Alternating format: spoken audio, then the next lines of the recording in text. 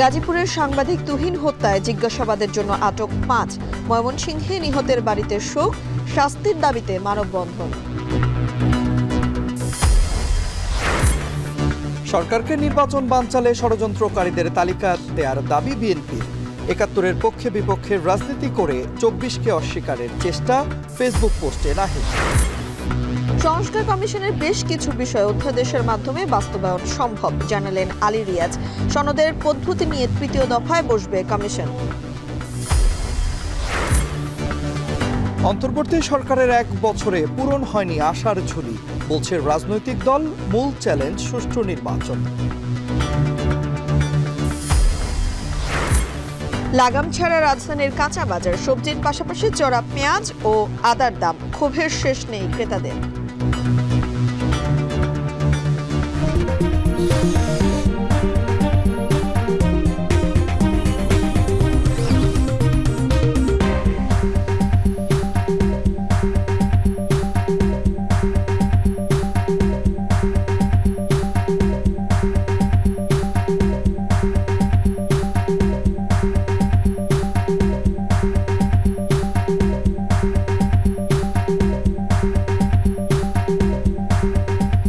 শুনছিলেন শিরোনাম। স্বাগত জানাচ্ছি এখন দুপুরে পুরো সংবাদ জুড়ে। সঙ্গে রয়েছি আমি তানজিলা খান মিম এবং আমি তন্ময় কুমার রায়। গাজীপুরের চান্দনায় সাংবাদিক তুহিন হত্যায় ৫ জনকে আটক করে জিজ্ঞাসাবাদের জন্য থানায় নেওয়া হয়েছে। এর আগে সিসিটিভির ফুটেজ দেখে জড়িতদের শনাক্ত করা হলেও মামলায় এখন পর্যন্ত কাউকে গ্রেপ্তার দেখানো হয়নি। ময়মনসিংহে গ্রামের বাড়িতে নেমে এসেছে শোকের আবহ। প্রতিবেদনে দেখুন বিস্তারিত। বৃহস্পতিবার রাত 8:45-টার দিকে গাজীপুরের ব্যস্ততম চান্দনা চৌরাস্তায় মসজিদ মার্কেটের সামনে প্রতিদিনের কাগজ পত্রিকার প্রতিবেদক আসাদুজ্জামান তুহিনকে ধারালো অস্ত্রের আঘাতে হত্যা করে সন্ত্রাসীরা। সিসিটিভি ফুটেজে দেখা যায় কয়েকজন যুবক এক ব্যক্তিকে ধারালো অস্ত্র দিয়ে আঘাত ও ধাওয়া করছে। এ সময় সে ঘটনার ভিডিও ধারণ করেন তুহিন। এতে ক্ষিপ্ত হয়ে তুহিনকে ধারালো অস্ত্র দিয়ে আঘাত করে পালিয়ে যায় দুর্বৃত্তরা। পরে পুলিশ ঘটনাস্থলে গিয়ে তুহিনের মরদেহ উদ্ধার করে ময়নাতদন্তের জন্য শহীদ তাজ উদ্দিন আহমেদ মেডিকেল কলেজ হাসপাতালের মর্গে পাঠায়। এই ঘটনায় এলাকায় আতঙ্ক বিরাজ করছে। অনেক মানুষের সামনে এই ঘটনা ঘটলেও স্থানীয় দোকানদার বা পথচারী কেউই আতঙ্কে মুখ খুলতে রাজি নন। অস্ত্র নিয়ে আসছিল তো অনেকে ভয়ে যায় নাই, কিছু বলে নাই। বাট ওইখানে একটা মহিলার একটা পুরুষ হাতাহাতি হয়েছিল 2 মিনিটের মধ্যেই। যখন পুরুষটা হাতাহাতি করছে তখন 2 মিনিটের মধ্যে সবাই চাপাতি রান্না দেওয়া যা করার করে ফেলছে। 2 মিনিটের মধ্যেই সব কিছু শেষ হয়ে গেছে। আমরা কাজে ব্যস্ত তাই তো এত কিছু খেয়াল করি না। এই দিকে দেখলাম দৌড়ে আইছিল, এই তো টুকি জানি।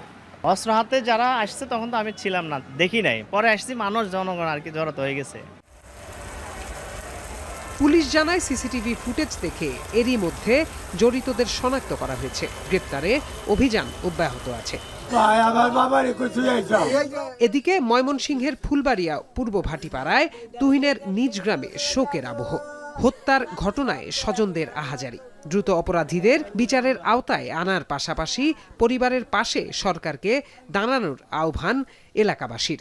দেশবাসী, গ্রামবাসী সবাই বলছে তুহিনের মতো ছেলে হয় না। তারপর আমার ভাই কেন নির্মমভাবে হত্যা হলো? কেন আমার ভাই হত্যা হলো? খুনির বিচার চাই, এর যাতে ফাঁসি হয়, দৃষ্টান্তমূলক বিচার চাই, যাতে যেটা জনগণ জানে যে না, একজন মানুষ মেরে ফেললে দিনের দুপুরও রাতের 8টার সময়, মানে দিনই গাজীপুর হাজার হাজার মানুষের সামনে কুবাইয়ে মারছে, ওইটা দিনের চেয়েও বেশি। প্রত্যয় দাস, এখন।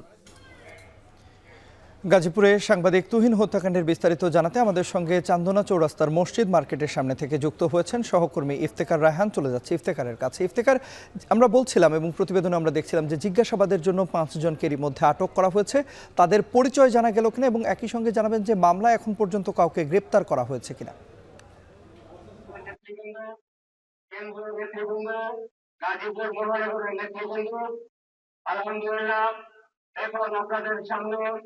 এখন পর্যন্ত আসলে আমরা যতটুকু সবশেষ জানতে পেরেছি যে জিজ্ঞাসাবাদের জন্য 5 জনকে আটক করা হয়েছে। তবে আইন শৃঙ্খলা বাহিনীর পক্ষ থেকে জানানো হয়েছে যে যেহেতু তাদেরকে এখন পর্যন্ত তারা এই ঘটনার সাথে জড়িত কিনা সে বিষয়ে এখন পর্যন্ত নিশ্চিত নয়, শুধুমাত্র জিজ্ঞাসাবাদের জন্য তাদেরকে থানায় নেওয়া হয়েছে। তবে এই ঘটনায় তাদেরকে যদি তাদের জিজ্ঞাসাবাদে যদি তারা যদি কোনো এই ঘটনার সাথে জড়িত থাকেন, সেক্ষেত্রেই শুধুমাত্র তাদেরকে এই মামলায় গ্রেফতার দেখানো হবে। এই যে কারণে আইন শৃঙ্খলা বাহিনীর পক্ষ থেকে বলা হয়েছে যেন গণমাধ্যমে যেন এই বিষয়ে যেন কোনো ধরনের বিভ্রান্তি যেন তৈরি না হয়, সেজন্য তারা জানিয়েছেন। পাশাপাশি এখন কিছুক্ষণ আগে কিন্তু যে নিহত যে সাংবাদিক আসাদুজ্জামান তুহিন, তার মরদেহটি স্বজনদের কাছে হস্তান্তর করা হয়েছে এবং স্বজনদের কাছে হস্তান্তর করার পর তার মরদেহটি নিয়ে আসা হয়েছে গাজীপুরের যে চান্দনা চৌরাস্তা যে কেন্দ্রীয় ঈদগাহ ময়দান, সেই ঈদগাহ ময়দানে নিয়ে আসা হয়েছে এবং সেখানে কিছুক্ষণের মধ্যেই তার জানাজা অনুষ্ঠিত হবে। এবং এই জানাজায় আমরা দেখেছি যে নিহত সাংবাদিকের সহকর্মী, তার দীর্ঘদিনের যারা সহকর্মী, বন্ধু বান্ধব ছিলেন, পরিবার স্বজন, আত্মীয় স্বজন ছাড়াও এই আশপাশের এলাকার যারা বাসিন্দা রয়েছেন তারা কিন্তু এখানে এসেছেন এবং তারা এক নজরে তার মরদেহটি দেখার জন্য কিন্তু এখানে ভিড় করছেন। এবং এই অবস্থায় কিন্তু আমরা এখন পর্যন্ত যেটি জানতে পেরেছি যে তার স্বজনরা এখান থেকে মরদেহ জানাজা শেষ করে তারা গ্রামের বাড়ি ময়মনসিংহের ফুলবাড়িয়ার ভাটিপাড়া গ্রাম, যেখানে তার গ্রামের বাড়ি, সেখানে নিয়ে যাওয়ার উদ্দেশ্যে তারা রওনা হবেন এবং সেখানে বাদ আসর আরো একটি জানাজার নামাজ অনুষ্ঠিত হবে এবং সেখানেই তাকে দাফন করা হবে। এবং এই ঘটনায় কিন্তু আমরা দেখেছি যে সকাল থেকে কিন্তু বিভিন্ন রাজনৈতিক সংগঠন পাশাপাশি সাংবাদিকদের মধ্যে কিন্তু এক ধরনের ক্ষোভ বিরাজ করছে। সাংবাদিক সংগঠনগুলো মানববন্ধন বিক্ষোভ কর্মসূচি পালন করেছে গাজীপুর প্রেস ক্লাবের সামনে। দীর্ঘদিনের যারা সহকর্মী এবং গাজীপুরের মূলধারা যারা গণমাধ্যম কর্মী রয়েছে তারা কিন্তু এই ঘটনার সাথে জড়িত যারা রয়েছে আসামি, তাদেরকে দ্রুত গ্রেফতার করে আইনের আওতায় আনার জন্য দাবি জানিয়েছেন। পাশাপাশি গত 2 দিনের ব্যবধানে অর্থাৎ 24 ঘন্টার ব্যবধানে 2 জন সাংবাদিককে উপর বর্বর হামলার ঘটনায় কিন্তু সাংবাদিক সমাজে উদ্বেগ ছড়িয়েছে। তারা যেহেতু একজন সাংবাদিককে কুপিয়ে হত্যা করা হয়েছে এবং আরেকজন সাংবাদিক যিনি আনোয়ার হোসেন সৌরভ, তাকে চাঁদাবাজির তিনি অটো রিকশা থেকে চাঁদা আদায় করা হয় এমন সংবাদ প্রাপ্তির প্রেক্ষিতে তিনি সেখানে চাঁদা সেই সংবাদ সংগ্রহ করতে গেলে তাকে দুর্বৃত্তরা তার উপর হামলা চালায় এবং সেই ঘটনায় কিন্তু একটি মামলা হয়েছে এবং ওই ঘটনায় ইতিমধ্যে 2 জনকে কিন্তু সদর থানায় আটক করা হয়েছে বলে আমরা জানতে পেরেছি। সামগ্রিকভাবে বলা যায় যে 2 দিনের ব্যবধানে 2 জন সাংবাদিকের উপর হামলার ঘটনা এবং পাশাপাশি আজকে আরেকজনের বস্তাবন্দি মরদেহ উদ্ধারের ঘটনা কিন্তু নগরবাসীর মধ্যে এক ধরনের আতঙ্ক বিরাজ করছে, এক ধরনের উদ্বেগ বিরাজ করছে। তো এই ছিল আমার কাছে গাজীপুর চান্দনা চৌরাস্তা থেকে সবশেষ তথ্য। গাজীপুরের সাংবাদিক তুহিন হত্যাকাণ্ডের বিস্তারিত জানাতে আমাদের সঙ্গে গাজীপুর থেকে যুক্ত হয়েছিলেন সহকর্মী ইফতেখার রায়হান। তন্ময়, এদিকে গাজীপুর ছাড়াও সিলেট, মৌলভীবাজার এবং নাটোরে 3 জনকে গলা কেটে কুপিয়ে হত্যা করা হয়েছে। একটা নৃশংসভাবে মানুষকে হত্যা করার যে বর্ণনা, সেই বর্ণনা কিন্তু এই এলাকায় যে বলছিলাম হত্যা করা হয়েছে তাদেরকে সেই নরকীয়ভাবেই হত্যা করা হয়েছে এবং এই ঘটনায় পুলিশ কিন্তু ইতিমধ্যেই কয়েকজনকে গ্রেপ্তারও করেছে। এবং হত্যার যে রহস্য উদ্ঘাটনের জন্য আমরা দেখি যে হত্যাকাণ্ডগুলো যখন হয় রহস্য উদ্ঘাটনের জন্য পুলিশ মাঠে নামে, এবারও সেরকমভাবেই তারা মাঠে নেমেছে এবং তারা বলছেন যে এই হত্যাকাণ্ডের সঙ্গে যারা জড়িত রয়েছে তাদের সবাইকে আইনের আওতায় আনা হবে। এর মধ্যে কয়েকজনকে আটকও করা হয়েছে, যদিও এখন পর্যন্ত সেরকমভাবে আমাদের কাছে গ্রেপ্তারের কোনো তথ্য আসেনি। তবে মাঠে কাজ করছে আইন শৃঙ্খলা বাহিনী, সহকর্মীদের পাঠানো তথ্য ও ছবিতে জানবো বিস্তারিত।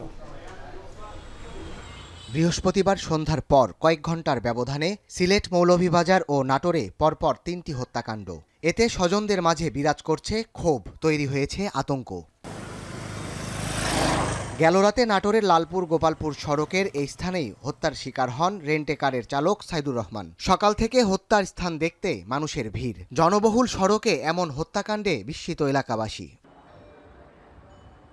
এরই মধ্যে হত্যায় জড়িত সন্দেহে তাওহিদুল ইসলাম নামে একজনকে আটক করেছে পুলিশ। প্রাথমিক জিজ্ঞাসাবাদে হত্যায় জড়িত থাকার স্বীকারোক্তি দেওয়ার কথা জানিয়েছেন পুলিশ কর্মকর্তা। তবে এ ঘটনায় আরও কেউ জড়িত কিনা তাও খতিয়ে দেখছে পুলিশ। সন্দেহভাজন যে যাত্রী ছিল তাকে আমরা পুলিশ হেফাজতে নিয়েছি, তাকে আমরা জিজ্ঞাসাবাদ করছি। প্রাথমিকভাবে আমরা অনেক দূর এগিয়েও গিয়েছি এই রহস্য উদ্ঘাটনের ক্ষেত্রে। তো আমরা আরো গভীরভাবে তাকে তদন্ত করছি, এর সাথে আরো কেউ তারা জড়িত আছে কিনা। গাড়ি চালক হত্যাকাণ্ডের ঘটনায় সাইদুরের ভাই বাদী হয়ে লালপুর থানায় অজ্ঞাত নামে একটি হত্যা মামলা দায়ের করেছেন। এদিকে সিলেট নগরীর কিনব্রিজ এলাকায় ডালিম নামে এক যুবক হত্যার ঘটনায় এরই মধ্যে রজব নামে সন্দেহভাজন একজনকে আটক করেছে পুলিশ। শুক্রবার ভোরের দিকে অভিযান চালিয়ে তাকে আটক করা হয়। প্রাথমিক তদন্তে পুলিশের ধারণা, নিহত ও আটক দুই যুবকই ছিনতাই চক্রের সদস্য। আমরা প্রাথমিকভাবে যতটুকু জানতে পেরেছি যে ভিকটিম এবং যারা এই ঘটনা ঘটিয়েছে তারা সবাই পরস্পর বন্ধুস্থানীয়, একসাথে চলাফেরা করে এবং বিভিন্ন অপকর্মের সাথে জড়িত। তাদের ভিতরে তাদের অভ্যন্তরীণ কোন্দল বা তাদের কোনো বিষয়ে দ্বন্দ্বের কারণে এই ঘটনা সংঘটিত হয়। এর আগে বৃহস্পতিবার রাত 11:30টার দিকে কিনব্রিজের পাশে ছুরিকাঘাতের শিকার হন ডালিম আহমদ। পরে মুমূর্ষু অবস্থায় হাসপাতালে নেয়ার পথেই মৃত্যু হয় তার। এদিকে মৌলভীবাজারে নিজ প্রতিষ্ঠানে দুর্বৃত্তের হামলায় ব্যবসায়ীকে কুপিয়ে হত্যার ঘটনায় বিরাজ করছে ক্ষোভ। অনেকেই প্রশ্ন তুলেছেন আইনশৃঙ্খলা পরিস্থিতি নিয়ে। স্বজন ও স্থানীয়রা বলছেন, কারো সঙ্গে শত্রুতা না থাকলেও কিছুদিন আগে মসজিদ কমিটি নিয়ে পঞ্চায়েতের সাথে ফয়জুর রহমান রুবেলের দ্বন্দ্ব তৈরি হয়, তবে পরে তা মিটমাটো হয়ে যায়। তবে হত্যার রহস্য উদ্ঘাটনে এরই মধ্যে মাঠে নেমেছে পুলিশ। জব্দ করা হয়েছে সিসি ক্যামেরার ফুটেজ। এরই মধ্যে জিজ্ঞাসাবাদের জন্য দুইজনকে আটক করেছে পুলিশ। কোন সংদিগ্ধ দুইজন আনা হয়েছে, এটা যাচাই বাছাই চলতেছে। আসলে যতটুকু শুনতে পাচ্ছি যে ওনার সাথে যে পূর্ব শত্রুতার যে ওরা একটা মসজিদের সাথে গেছিল নাকি, এগুলো নিয়ে ঝামেলা। বৃহস্পতিবার রাতে মৌলভীবাজারের শমশেরনগর রোডের সদাইপাতি দোকান ও এফ রহমান ট্রেডিং এর স্বত্বাধিকারী রুবেলকে দোকানে ঢুকে কুপিয়ে পালিয়ে যায় দুর্বৃত্তরা। পরে সিলেটে চিকিৎসাধীন অবস্থায় তার মৃত্যু হয়। সাদাত শাহেদ, এখন। যারা নির্বাচন বানচালের ষড়যন্ত্র করছে, অন্তর্বর্তী সরকারকে তাদের তালিকা প্রকাশের দাবি জানিয়েছেন বিএনপি চেয়ারপারসন উপদেষ্টা জয়নুল আবদিন ফারুক। শুক্রবার সকালে রাজধানীর জাতীয় প্রেস ক্লাবে এক আলোচনা সভায় তিনি কথা বলেন। এ সময় বিএনপিকে যারা নব্য ফ্যাসিবাদের সাথে তুলনা করছে তাদের হুঁশিয়ারি দিয়ে সংযত আচরণ করার আহ্বান জানান। আপনারা তো কারো ব্যক্তির সরকার না, আপনারা তো জনগণের আন্দোলনের সরকার, কারো তো ভয় পাওয়ার কথা না। তাহলে আপনাদের আমলে কারা আবার নতুন করে এই নির্বাচনকে বানচাল করার ষড়যন্ত্রে লিপ্ত, তাদের নাম আপনারা প্রকাশ করতে হবে। কিছু রাজনৈতিক দল ধরে নিয়েছে আসন্ন নির্বাচনে তাদের জামানত বাজেয়াপ্ত হতে পারে, এ কারণে তারা ভোট বিলম্বিত করতে নানা চেষ্টা করছে। শুক্রবার সকালে জাতীয় প্রেস ক্লাবে এক আলোচনা সভায় এমন অভিযোগ করেন বিএনপির স্থায়ী কমিটির সদস্য হাফিজ উদ্দিন আহমেদ। তিনি সবাইকে সতর্ক করে বলেন, নির্বাচনের আগে দেশের নানা ষড়যন্ত্র হতে পারে, যা রুখে দিতে ঐক্যবদ্ধ হতে হবে। অন্তর্বর্তীকালীন সরকারের দু একজন উপদেষ্টা এবং দু একটি রাজনৈতিক দলের কথায় আমরা বেদনার সাথে লক্ষ্য করেছি, যারা 1971 মহান মুক্তিযুদ্ধকে একটু পিছনে ঠেলে দিতে চায়। সংবিধান সংশোধন করা এটি কেবলমাত্র নির্বাচিত প্রতিনিধি, গণপ্রতিনিধিদের কাজ। তারা নিশ্চয়ই রূপরেখা দিতে পারেন, কিন্তু এই সংস্কার সম্পর্কে, বিশেষ করে সংবিধানের সংস্কার সম্পর্কে গুরুত্বপূর্ণ ভূমিকা এবং কার্যকর ভূমিকা রাখবেন আগামী দিনে যারা জাতীয় সংসদে নির্বাচিত হয়ে আসবেন। 24 হলো 71-এর ধারাবাহিকতা। যারা এখন 71-এর পক্ষে বিপক্ষে রাজনীতি করতে চায়, তারা দেশকে পুরানো রাজনৈতিক কাঠামোতে টেনে আনতে চায়। নিজের ফেসবুক পোস্টে এমনটি লিখেছেন এনসিপির আহ্বায়ক নাহিদ ইসলাম। শুক্রবার দুপুর 12টার পর ফেসবুকে তিনি আরও লেখেন, 24-এর স্বাধীনতা, সার্বভৌমত্ব এবং মুক্তিযুদ্ধের প্রকৃত চেতনা পুনরুদ্ধার করেছিল।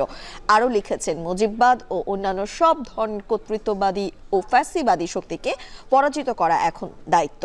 রাজনীতি এখন 24-এর মূল্যবোধের উপর ভিত্তি করে হতে হবে। মনে রাখা উচিত যে 24 কখনোই প্রতিশোধের বিষয় ছিল না। যারা এটিকে প্রতিশোধ হিসেবে ব্যবহার করার চেষ্টা করছে, তারা ভুল বুঝেছে। জুলাই সনদ বাস্তবায়ন পদ্ধতি নিয়ে রাজনৈতিক দলগুলোর সঙ্গে শিগগিরই তৃতীয় দফায় আলোচনায় বসবে ঐকমত্য কমিশন। সকালে জাতীয় সংসদ ভবনের এলডি হলে সনদ প্রণয়নের অগ্রগতি নিয়ে সংবাদ সম্মেলনে কথা জানিয়েছেন কমিশনের সহসভাপতি অধ্যাপক ডক্টর আলী রিয়াজ। এ সময় তিনি বলেছেন, সংস্কার বাস্তবায়ন হলেই গণ অভ্যুত্থানের বীর শহীদদের রক্তের ঋণ শোধ হবে। কমিশন গত 20 মার্চ তারিখে রাজনৈতিক দল এবং জোটগুলোর সঙ্গে আলোচনা শুরু করে। প্রস্তাবিত খসড়ার বিষয়ে অনেকগুলো দলের মতামত পাওয়া গেছে। এই সব মতামতকে সন্নিবেশিত ও সমন্বয় করে আগামী কয়েকদিনের মধ্যেই একটি পূর্ণাঙ্গ খসড়া কমিশনের পক্ষ থেকে রাজনৈতিক দল ও জোটসমূহের কাছে পাঠানো হবে। দেশে নির্বাচন করার মতো কোনো পরিবেশ নেই, কোথাও সরকারের নিয়ন্ত্রণ নেই বলে মন্তব্য করেছেন জাতীয় পার্টির মহাসচিব ব্যারিস্টার শামীম হায়দার পাটোয়ারি। কাকরাইলে দলটির কেন্দ্রীয় কার্যালয়ের সংবাদ সম্মেলনে তিনি বলেন, এমন পরিস্থিতিতে নির্বাচনে অংশ নেওয়া হচ্ছে হাত পা বেঁধে পুকুরে ঝাঁপ দেওয়ার মতো। জাতীয় পার্টিকে ভাঙার ষড়যন্ত্র হচ্ছে বলেও অভিযোগ করেন তিনি। দেশে যদি ল অ্যান্ড অর্ডার ঠিক না থাকে, আইনের শাসন ঠিক না থাকে, পুলিশ যদি সঠিকভাবে কাজ না করে, সেই নির্বাচনে যাওয়া আর হাত পা বেঁধে পুকুরে লাফ দেওয়ার মধ্যে কোনো পার্থক্য নাই। আমরা আগে রাষ্ট্র দেখতে চাই, আগে সরকার দেখতে চাই। একটা নির্বাচনের সময় যে শক্তিশালী সরকার প্রয়োজন, উদার সরকার প্রয়োজন, লেভেল প্লেইং ফিল্ডের নিউট্রাল সরকার প্রয়োজন, সেই সরকারের দিকে যদি বর্তমান সরকার যায় তাহলে আমরা অবশ্যই নির্বাচনের ব্যাপারে চিন্তা ভাবনা করব। সরকারকে অবশ্যই খোলা মন নিয়ে ফ্যাবুলাস ইলেকশন করার জন্য সকলকে অনবোর্ড আনতে হবে। সকলকে অনবোর্ড আনতে না পারলে নির্বাচনটা গোড়া থেকেই প্রশ্নবিদ্ধ থেকে যাবে, প্রক্রিয়াটা প্রশ্নবিদ্ধ হবে এবং দেশ সংঘাতের দিকে যাবে। গণঅভ্যুত্থান পরবর্তী ঘটনাবহুল 1 বছর পার করলো অন্তর্বর্তী সরকার। নানা ষড়যন্ত্র আর দাবি আন্দোলনের মুখে কতটা অর্জন তাদের? সরকারের পক্ষে সফলতার গল্প তুলে ধরা হলেও রাজনৈতিক দলগুলোর মন্তব্য, আশার ঝুলি পূর্ণ করতে পারেনি অন্তর্বর্তী সরকার। আর বিশ্লেষকরা বলছেন, আইন শৃঙ্খলার উন্নয়ন ঘটানোর পাশাপাশি সুষ্ঠু নির্বাচন দেয়াই সরকারের সামনে প্রধান চ্যালেঞ্জ। আরও জানাচ্ছেন সাজিদ আরাফাত।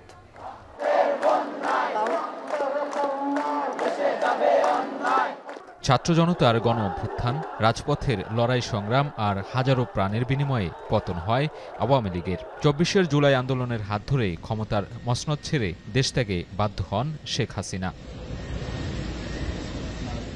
5 আগস্ট 2024 দেশের রাজনীতির অধ্যায়ে লেখা হয় নতুন এক ইতিহাস। আমি আইন অনুযায়ী অন্তর্বর্তীকালীন সরকারের 8 আগস্ট বঙ্গভবনে রাষ্ট্রপতির কাছে শান্তিতে নোবেলজয়ী অর্থনীতিবিদ ডক্টর মোহাম্মদ ইউনূসের নেতৃত্বে শপথ নেয় 13 সদস্যের উপদেষ্টা পরিষদ।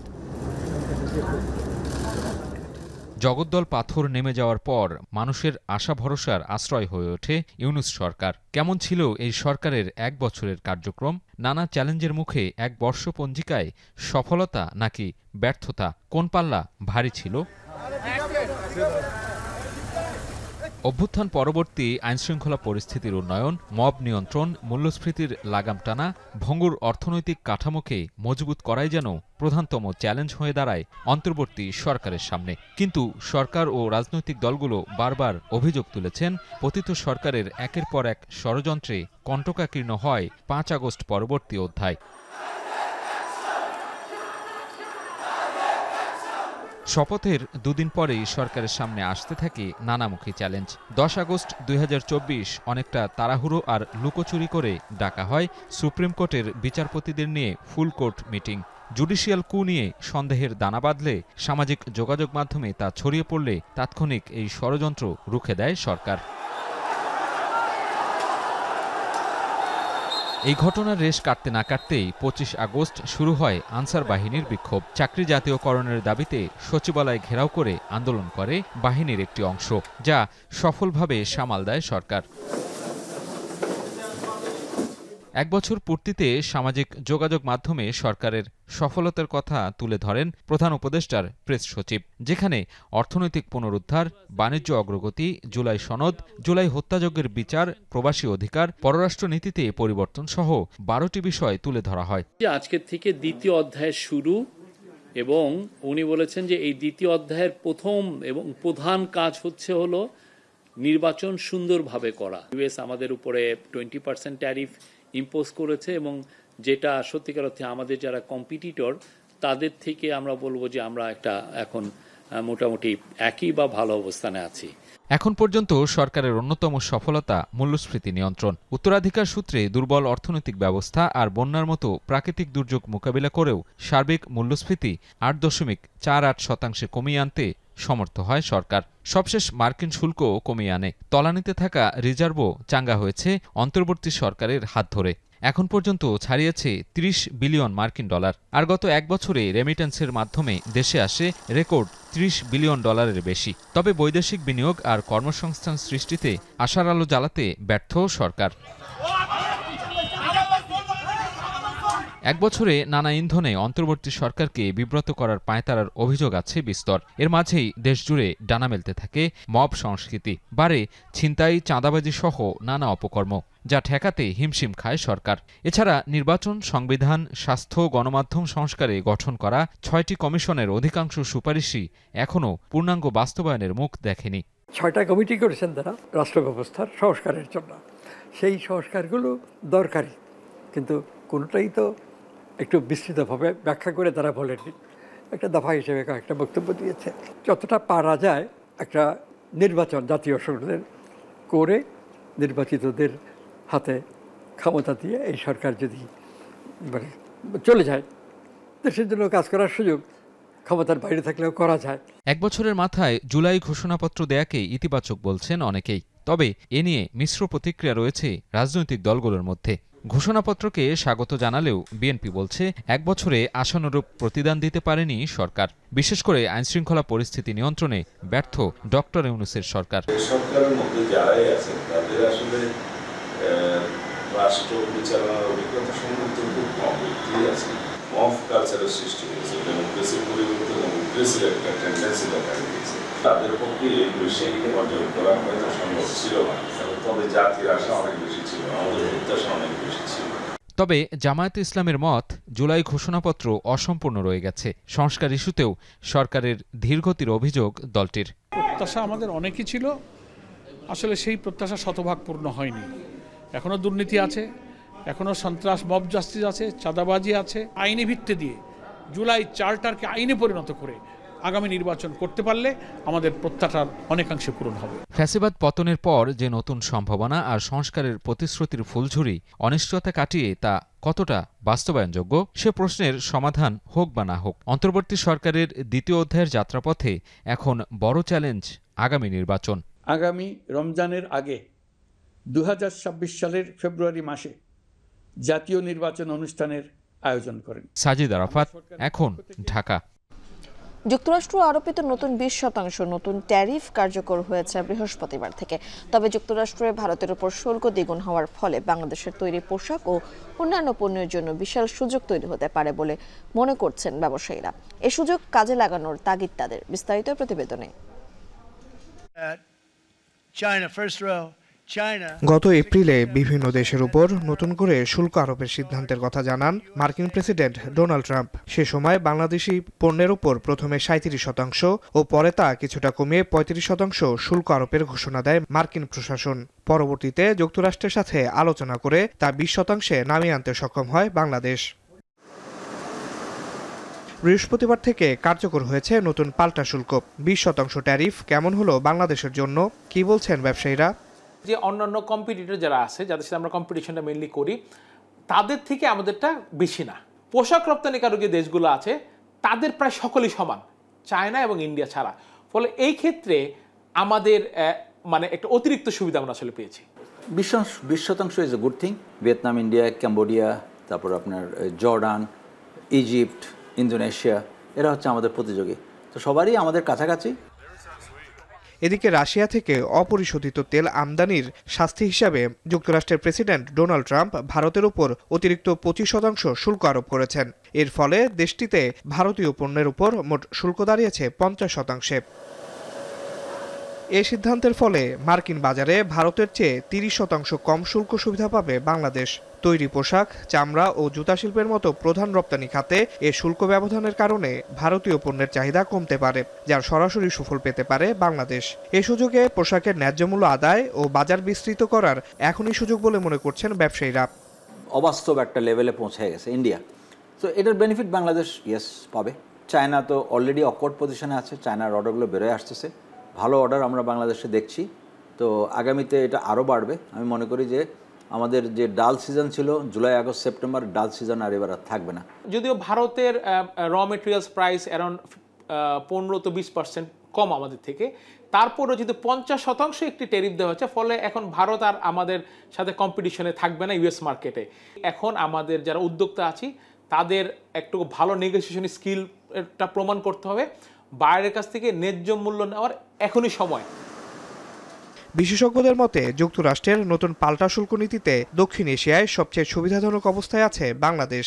শুধু প্রয়োজন এ সুযোগ কাজে লাগানো। 2025 জানুয়ারি থেকে জুন বাংলাদেশের প্রবৃদ্ধি 25%। আমাদের যে কাঙ্ক্ষিত প্রবৃদ্ধি, সেই কাঙ্ক্ষিত প্রবৃদ্ধির ডাবল ট্রিপল প্রবৃদ্ধি কিন্তু অর্জন হয়েছে এই 6 মাসের মধ্যে। অতএব ট্যারিফ ওয়ারের কনসিকুয়েন্সটা বাংলাদেশ যে বেনিফিট পাচ্ছে, এই 6 মাসের প্রবৃদ্ধি কিন্তু তারই ইঙ্গিত।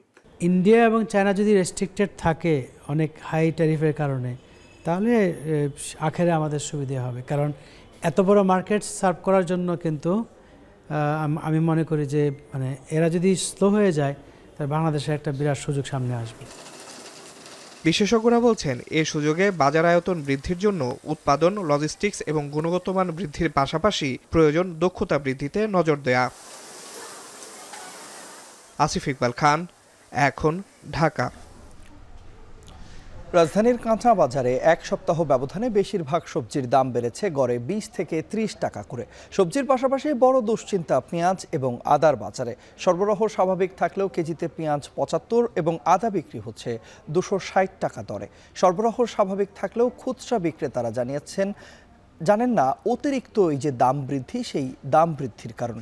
বাজারে যখন এমন পরিস্থিতি তখন ক্রেতাদের ক্ষোভের শেষ নেই। আরও জানাচ্ছেন মেজবা লগ্ন। শ্রাবণের সকালে রাজধানীর কারওয়ান বাজার।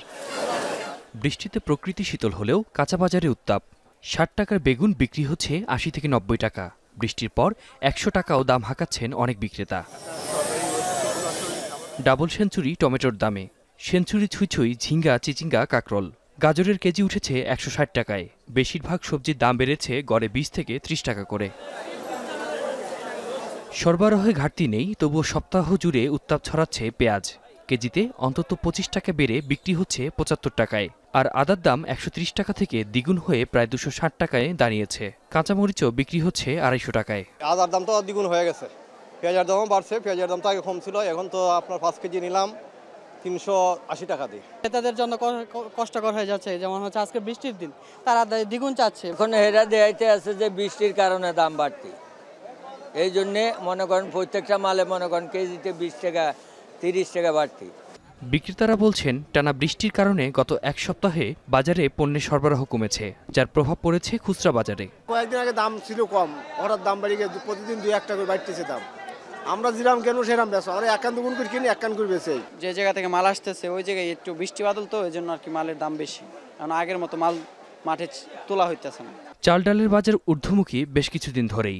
ডিমের দরও চড়া, তবে কিছুটা স্বস্তি রয়েছে আমিষের বাজারে। কাঁচা বাজারের তুলনায় মাছ যদি আমরা করি তাহলে দেখা গেল 1 কেজি বেগুন আর 1 কেজি তেলাপিয়া মাছ অল্প ডিফারেন্স থাকে, তো বেগুনের চেয়ে তো মাছই ভালো।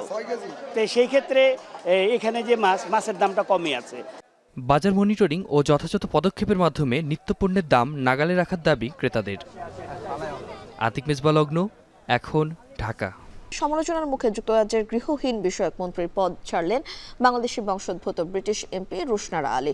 ব্রিটিশ প্রধানমন্ত্রীর কার্যালয় 10 নম্বর ডাউনিং স্ট্রিট এক বিবৃতিতে বিষয়টি নিশ্চিত করেছে। নিজের মালিকানাধীন একটি বাড়ি থেকে ভাড়াটেদের উচ্ছেদ করে 1 লাফে বাড়ি ভাড়া বাড়িয়ে দেন 700 পাউন্ড, যা ব্যাপক সমালোচনার জন্ম দেয়। গৃহহীনদের দেখভালের দায়িত্ব থাকা মিনিস্টার রুশনারা আলী সম্প্রতি বেসরকারি মালিকদের মাধ্যমে ভাড়াটে শোষণের বিরুদ্ধেও সোচ্চার ছিলেন। অযৌক্তিক ভাড়া বৃদ্ধির বিরুদ্ধে প্রতিবাদ করেছিলেন। এবার তিনি নিজেই সে পথে হাঁটলেন। গত বছর লেবার পার্টির হয়ে বাংলাদেশে অধ্যুষিত টাওয়ার হ্যামলেটস এলাকা থেকে পঞ্চমবারের মতো এমপি নির্বাচিত হন রুশনারা আলী। গাজার উত্তরাঞ্চলের গাজা সিটি দখলের পরিকল্পনার অনুমোদন দিয়েছে ইসরায়েলের নিরাপত্তা মন্ত্রিসভা। পুরো উপত্যকায় দখলে নেয়ার ইঙ্গিত দিয়েছেন ইসরায়েলি প্রধানমন্ত্রী। তবে উপত্যকার শাসনভার আরবদের হাতে তুলে দিতে চায় ইসরায়েল। প্রধানমন্ত্রীর পরিকল্পনার বিরুদ্ধে বিক্ষোভে উত্তাল ইসরায়েল। এদিকে অনীহা ও অপুষ্টিতে গাজায় মৃতের সংখ্যা পৌঁছেছে 197 জনে। বাকিটা জানাবেন নাফি আরমান মনন। সম্পূর্ণ গাজা উপত্যকা দখলে ইসরায়েলের পরিকল্পনা নিয়ে কয়েকদিন ধরেই সরব ছিল বিশ্ব রাজনীতি। আপাতত উপত্যকার উত্তরের শহর গাজা সিটি দখলের অনুমোদন দিয়েছে ইসরায়েলের নিরাপত্তা মন্ত্রিসভা। বিষয়টি নিশ্চিত করেছে ইসরায়েলি প্রধানমন্ত্রীর কার্যালয়। নেতানিয়াহু সরকারের 2 কর্মকর্তার বরাতে রয়টার্স জানায়, বর্তমানে অনুমোদিত প্রস্তাবটি পাঠানো হবে পূর্ণ মন্ত্রিসভায়, যা পাশ হতে পারে আগামী রোববার। প্রস্তাবে উল্লেখ করা হয়, আগামী 7 অক্টোবরের আগে গাজা সিটির সব বাসিন্দাদের জোরপূর্বক উচ্ছেদ করা হবে। প্রধানমন্ত্রীর কার্যালয়ের বিবৃতি অনুসারে যুদ্ধরত অঞ্চলের বাইরে মানবিক সহায়তা প্রদান করবে ইসরায়েল। পাশাপাশি সম্পূর্ণ গাজা উপত্যকা দখলসহ 5টি নীতি গ্রহণ করে নিরাপত্তা মন্ত্রিসভা। মন্ত্রিসভার বৈঠকের কিছুক্ষণ আগে নেতানিয়াহু জানান, গাজা উপত্যকার সম্পূর্ণ দখল নেয়ার বিষয়ে দৃঢ় প্রতিজ্ঞ তিনি। যদিও গোটা উপত্যকার শাসনভার নিতে চায় না ইসরায়েল, বরং গাজার শাসনভার তুলে দেয়া হবে আরবদের হাতে।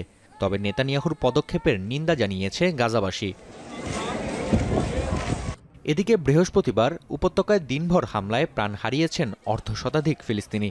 আরব ও পশ্চিমাদের বিমানের মাধ্যমে ত্রাণ ফেলার সময় চাপা পড়ে প্রাণ হারানোর তথ্য মিলেছে।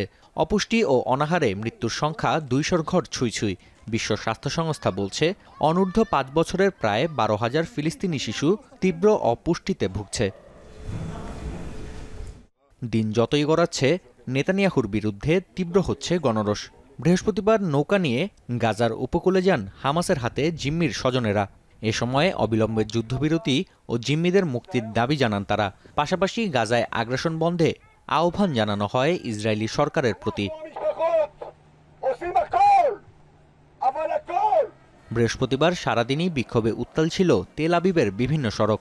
বিভিন্ন ব্যানার, প্ল্যাকার্ড ও পোস্টার হাতে নেতানিয়াহু সরকারের আগ্রাসী নীতির সমালোচনা করেন ইসরায়েলিরা। রাতে বিক্ষোভকারীদের সঙ্গে সংঘর্ষে জড়ায় পুলিশ। এ সময় বিক্ষোভকারীদের ছত্রভঙ্গ করতে ব্যবহার করা হয় জলকামান। আটক করা হয় বেশ কয়েকজনকে।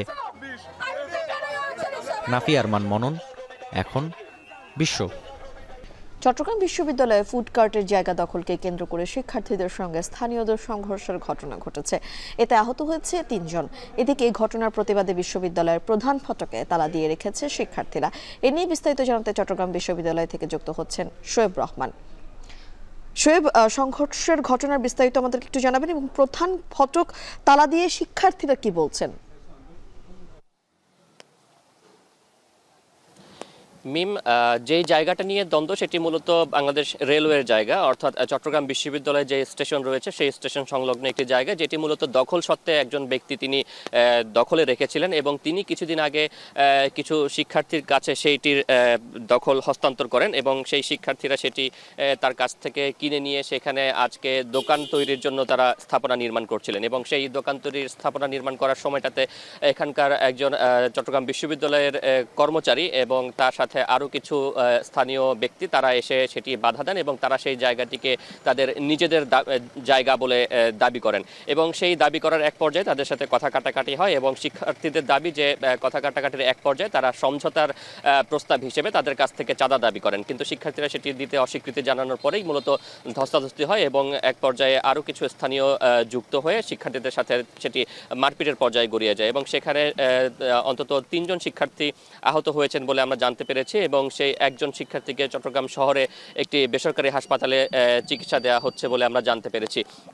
এবং এই ঘটনার পর থেকে শিক্ষার্থীরা প্রধান ফটকে তালা দিয়ে রেখেছেন এবং সকাল 11টার দিকের এই ঘটনা, কিন্তু এখন পর্যন্ত কিন্তু প্রশাসনের পক্ষ থেকে কেউ শিক্ষার্থীদের সাথে যোগাযোগ করেনি বলে তারা জানিয়েছেন এবং এই কারণে তারা এখন পর্যন্ত তালা খুলেননি এবং তারা বলছেন যে এই ঘটনার বিচার কিংবা যারা শিক্ষার্থীদের উপর হামলা করেছেন তাদের বিচার কিংবা তাদেরকে আটক না করা পর্যন্ত তারা এই তালা খুলবেন না। এখনো পর্যন্ত তালাটি বন্ধ রয়েছে এবং যেহেতু আজ শুক্রবার ক্যাম্পাস বন্ধ, খুব একটা ভোগান্তি না হলেও প্রধান ফটক দিয়ে এই মুহূর্তে সব ধরনের যান চলাচল বিশ্ববিদ্যালয়ের ভেতরে প্রবেশ কিংবা বিশ্ববিদ্যালয় থেকে বাইরে যাওয়া বন্ধ রয়েছে। মিম, চট্টগ্রাম বিশ্ববিদ্যালয় থেকে সরাসরি যুক্ত হয়েছিলেন সহকর্মী শোয়েব রহমান। এবার খেলার প্রসঙ্গ। অনূর্ধ্ব 20 নারী এশিয়ান কাপ বাছে নিজেদের দ্বিতীয় ম্যাচে শুক্রবার মাঠে নামছে বাংলাদেশ। প্রতিপক্ষ পূর্ব তিমুর। এই ম্যাচে জয় পেলে বয়স ভিত্তিক এশিয়ান কাপ নিশ্চিতে আরও এক ধাপ এগিয়ে যাবে বাঘিনীরা। সাথে ফিফার দেয়া সুখবর উদযাপনের বিষয় তো থাকছেই, আরও জানাচ্ছেন রেজাউল করিম। ফুটবলে বাংলাদেশের মেয়েরা এনে দিচ্ছে একের পর এক সাফল্য। ধারাবাহিক পারফরমেন্স করে ফিফার কাছ থেকে বড় সুখবরও পেয়েছে বাঘিনীরা। এক লাফে 24 ধাপ এগিয়ে ফিফা র্যাঙ্কিংয়ে বাংলাদেশের মেয়েদের অবস্থান এখন 104 নম্বরে, যা দেশের ফুটবলে এক বড় ইতিহাস। এমন খবরের পর অবশ্য সবচেয়ে বেশি খুশি থাকবেন ফুটবলাররাই, আর এই খুশি বাড়িয়ে তোলার সুযোগ থাকছে আফিদা, সাগরিকাদের কাছে। এমন খবরের পরেই মাঠে নামার সুযোগ থাকছে বাংলাদেশের মেয়েদের। লাও ন্যাশনাল স্টেডিয়ামে শুক্রবার অনূর্ধ্ব 20 নারী এশিয়ান কাপ বাছাইয়ের দ্বিতীয় ম্যাচে বাংলাদেশ লড়বে পূর্ব তিমুরের বিপক্ষে। এই ম্যাচে জয় পেলে বয়স ভিত্তিকের এশিয়ান কাপ নিশ্চিতে অনেকটা এগিয়ে যাবে বাংলাদেশের মেয়েরা। দ্বিতীয় ম্যাচকে সামনে রেখে নিজেদের পুরোপুরি প্রস্তুত রেখেছে আফিদারা। ম্যাচের আগের দিন ফুটবলাররা সেরেছেন স্ট্রেচিং ও জিম সেশন। সুখবর হচ্ছে এই ম্যাচে বাংলাদেশ দলে নেই কোনো ইনজুরির শঙ্কা। প্রথম ম্যাচে স্বাগতিক লাওসকে 3-1 গোলে হারিয়ে টুর্নামেন্টটিতে শুভ সূচনা করে বাংলাদেশ। এবার এই ম্যাচে পূর্ব তিমুরকে হারিয়ে ফিফার দেয়া সুখবর উদযাপন করে নিতে চাইবে বাংলাদেশ দল। রেজাউল করিম, এখন। এরই মধ্য দিয়ে চলে এলাম এখন দুপুরের আয়োজনের একেবারে শেষ প্রান্তে। তার আগে শিরোনামগুলো জানাবো আরেকবার। গাজীপুরের সাংবাদিক তুহিন হত্যায় জিজ্ঞাসাবাদের জন্য আটক 5। ময়মনসিংহে নিহতের বাড়িতে শোক, শাস্তির দাবিতে মানববন্ধন।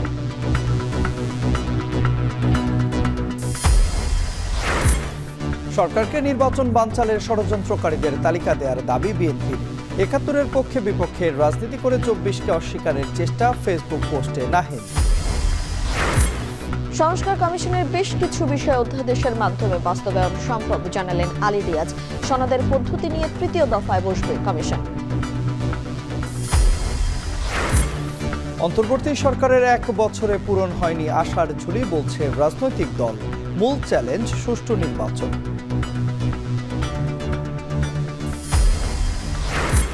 লাগাম ছাড়া রাজধানীর কাঁচা বাজার, সবজির পাশাপাশি চড়া পেঁয়াজ ও আদার দাম, ক্ষোভের শেষ নেই ক্রেতাদের।